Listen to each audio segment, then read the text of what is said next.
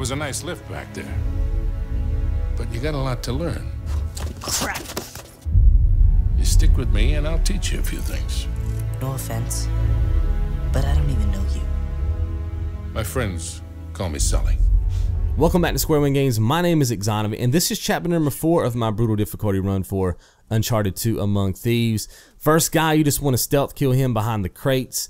And it actually is possible to just go ahead and stealth kill everybody here. There's no need to fire your weapon, especially if you can keep a pretty brisk pace with this combat area like you're seeing me do right now.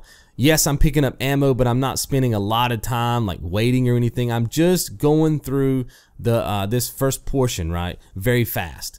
And if you do that, all the enemies are going to be on a natural pattern and they're never going to see you, okay? So just hop over like that. You can see they're always looking in the other direction. Notice that I didn't pick up the ammo there because I don't want the guy in black to turn around. Sometimes he will.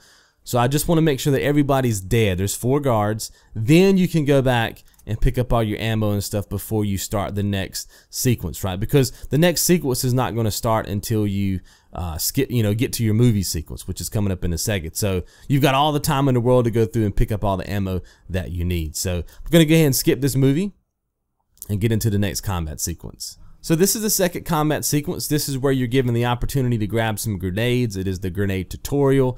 Obviously at this point you should know how to toss grenades.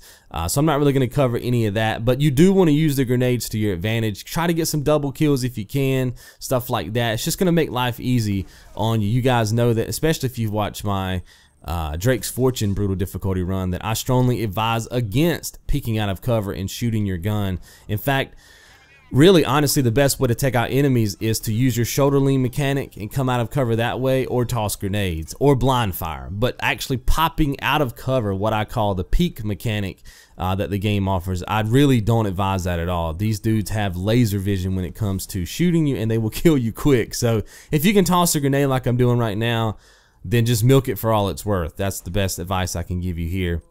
And I'm going to show you here in a second too, the crazy spawns with these checkpoints. There is some checkpoints in this combat area which I'm going to show you, and you'll see how crazy it is. And like I was saying in chapter 3, I want to show you these checkpoints because I feel like if I don't, because I can go through this whole combat area without using a checkpoint without dying.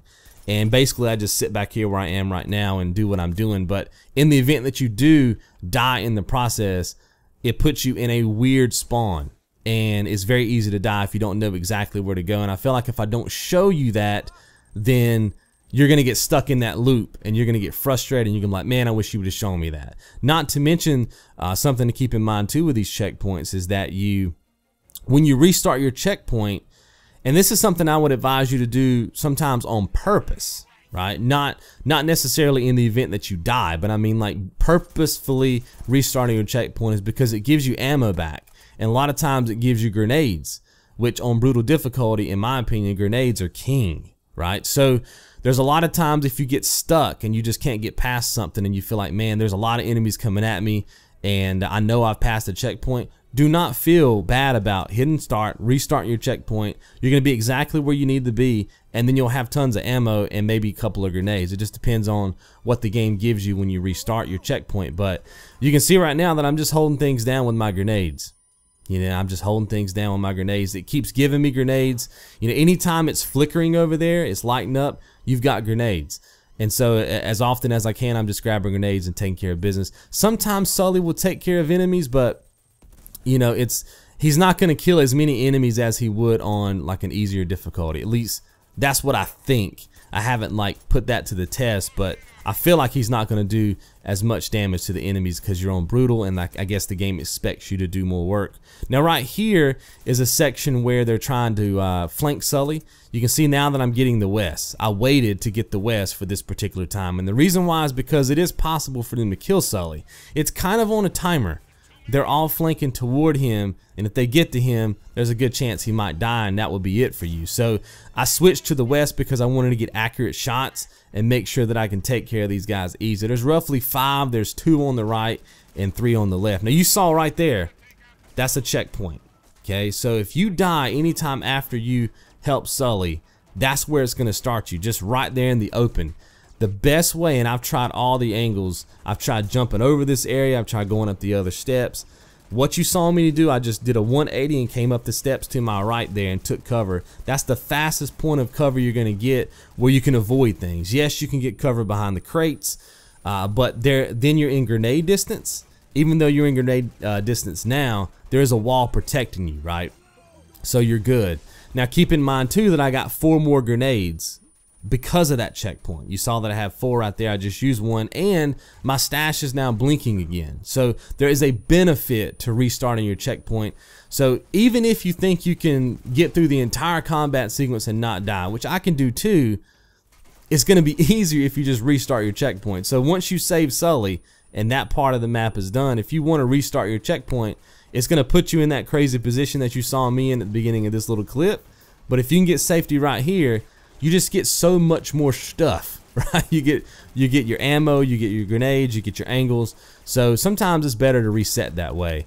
That guy right there that you saw me shoot is probably the toughest one to take out, but if you get that angle on him like I just got, you'll be good to go. It's really impossible to sneak up on this tower where you're seeing me go right now if that dude is hanging out the window gunning you, right? So just toss a grenade up in there and you'll be able to destroy that and progress the level. Make sure to go back to your stash and try to get more grenades before you leave. That is possible to do. You see what I'm saying? And go around and collect all the ammo that you know that's laying around the area from where you've killed everybody. Like I said, just make sure you're always stacked up with ammo before you go to the next combat area. In Drake's Fortune, you had, I guess, less ammo because there's less enemies to kill, it felt like. But in this game, there's a lot of enemies, so not so much. You don't have to go around and get as much ammo, but I still would urge it. Now, right there, you saw me, and I'm probably going to replay this clip a couple of times because I'm kind of in mid-stride here in my commentary, but I want to point out that when you're coming over that first gap section, you know, right before that guy is at the bottom, don't jump. If you jump off that ledge, just think about this thing. If you jump off that ledge, that means you're exposed for a longer amount of time, okay? And I've tried this a bunch of different times. If you jump, I died every single time.